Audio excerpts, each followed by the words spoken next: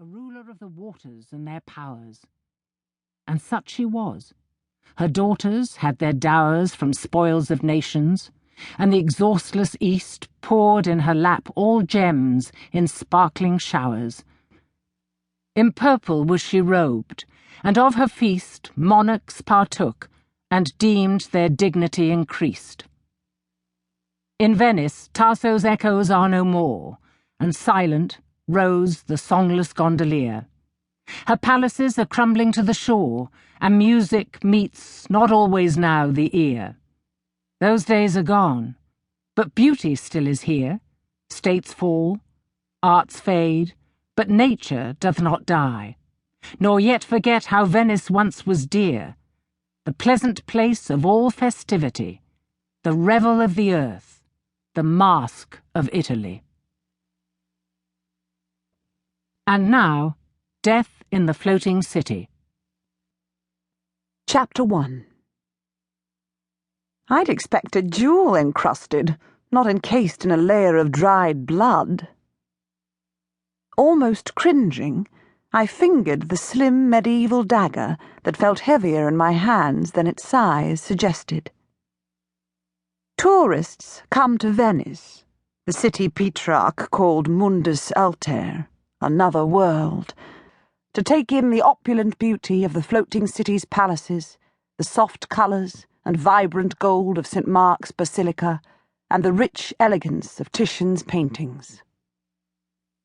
My trip, however, came without the prospect of such pleasant things. I was standing in a dark, musty palazzo with my childhood nemesis glowering over my shoulder as I inspected the knife an intruder had used to kill her father-in-law.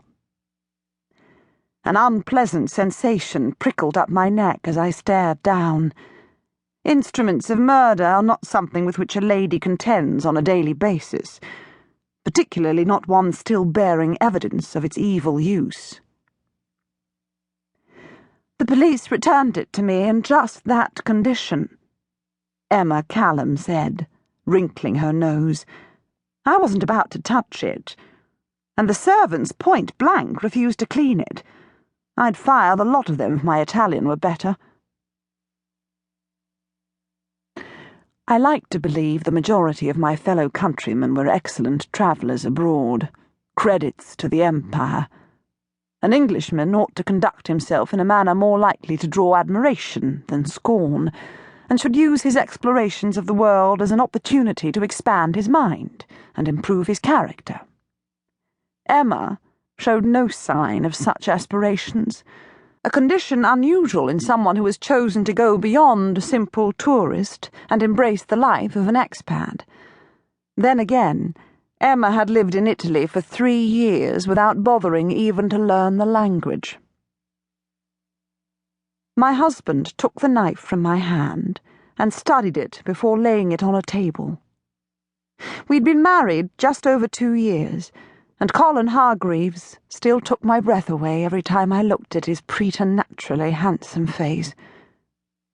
Early on in our acquaintance, even before I'd abandoned my erroneous suspicion that he'd murdered my first husband, but that's another story altogether, I'd decided his perfectly chiselled features looked as if Praxiteles, my favourite ancient Greek artist, had sculpted them.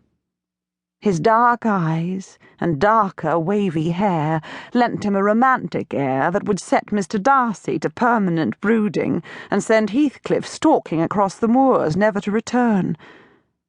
No man, fictional or real, could compare. Our hostess, however, was an entirely different matter. One might, perhaps, compare Emma to Miss Bingley or Mrs. Dashwood, but she did not quite reach the level of a great villain of literature. Still, nothing short of murder could have induced me to renew my acquaintance with Emma. We had never been close, and it was unlikely this would ever change. Put simply, she despised me. If I am ashamed to admit, I returned the feeling.